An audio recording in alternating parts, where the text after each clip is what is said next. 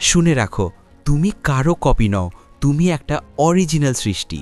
তাহলে কেন তুমি নিজের জীবনটা অন্যের মাপে মাপছ?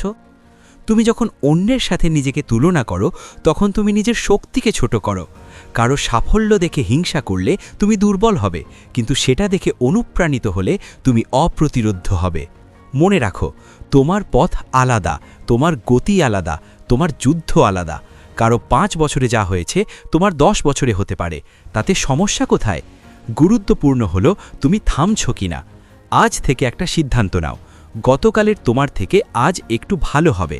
প্রতিদিন 1% উন্নতি করো, কারো সাথে নয়, নিজের গতকালের সংস্করণের সাথে প্রতিযোগিতা করো। যখন তুমি নিজের উন্নতিতে ফোকাস করবে, তখন তোমার আত্মবিশ্বাস বাড়বে, তোমার দক্ষতা বাড়বে, আর একদিন মানুষ তোমার সাথে তুলনা করবে। নিজেকে প্রমাণ করতে চাইলে অন্যের দিকে তাকানো বন্ধ করো। নিজের লক্ষ্যে চোখ রাখো, নিজের কাজ দিয়ে উত্তর দাও।